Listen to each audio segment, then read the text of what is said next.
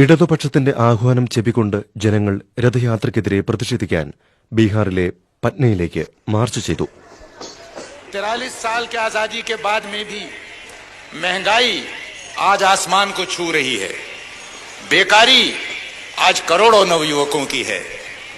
भूखमरी और गरीबी आधे से अधिक लोग आज भी उस लक्ष्मण रेखा के नीचे हैं. यहां पर निरक्षरता, बीमारी चारों तरफ फैली हुई है. मगर मालूम होता है पिछले कुछ महीनों से कि मानो इस देश में इनमें से एक भी समस्या ऐसी है ही नहीं. एकमात्र समस्या अगर कोई है तो वो है मंदिर और मस्जिद की. बिरथ रघुबीरा के नाम पर एक रथ पर चढ़कर एक पक्ष के नेता उनका चुनाव चिन्ह कमल को लेते हुए और भारतीय जनता पार्टी का ध्वज लहराते हुए देश भर में रथ यात्रा करते हुए घूम रहे हैं. तो ये किस लिए घूम रहे हैं? बीजेपी के लिए वोट बटोरने के लिए? अगला चुनाव अगर आवे तो 88 का 188 किस तरह किया जाए इस बात पर सोचने के लिए?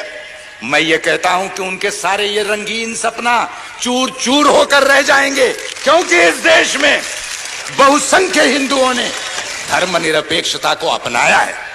अगर आज ये भारत एक धर्मनिरपेक्ष देश के रूप में है, इसका बहुत बड़ा श्रेय इस देश में बसने वाले 85% हिंदुओं को बेशक जाता है.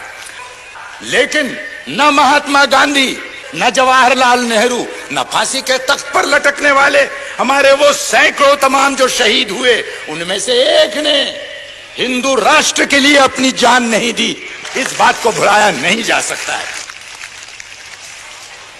मगर ताज्जुब की बात है, हट है, मंदिर वहीं बनाएंगे और मस्जिद तोड़ करके ही बनाएंगे. इसमें राम की मर्यादा है. अयोध्या राम का जन्म स्थल है, माना. ये बात हिंदुओं का एक विश्वास, उनकी अस्मिता का सवाल है. इस बात को मैं मानता हूं. पर मैं ये कहता हूं कि मुझे कोई कह दे, अडवाणी जी या कोई और, कि अयोध्या का वो कौन सा चप्पा जमीन है कि जो राम की याद से पवित्र नहीं, ये मुझको वो कह दे. अयोध्या के कहीं भी जाकर के आप मंदिर बना लीजिए.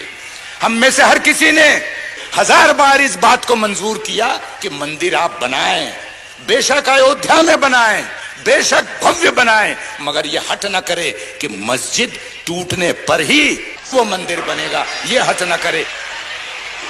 हम में से कोई लाल झंडे मानने वाले हो या कोई और भी हो, हम सब धर्मों की श्रद्धा करते हैं.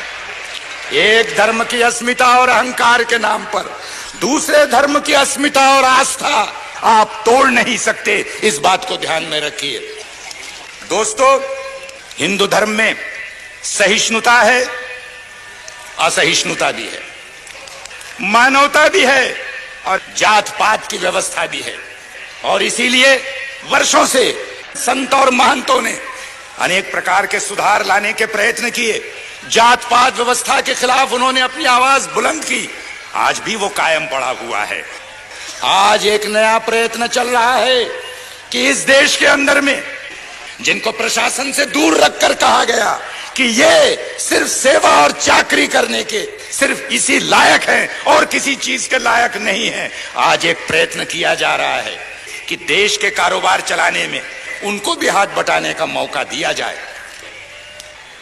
लेकिन वही ताकतें जो हिंदू धर्म के अंदर कठमुल्लापन कायम रखना चाहते हैं, झंडा लहराकर मस्जिदें गिराना चाहते हैं, वही लोग इस देश के अंदर में वर्णाश्रम और जात पात के नाम पर भी जो है तो आज कस्में खा रहे हैं और उसके प्रयत्न कर रहे हैं. इनके चेहरों को देख लो, इनको पहचान लो, इनकी मनोवृत्ति को समझ लो.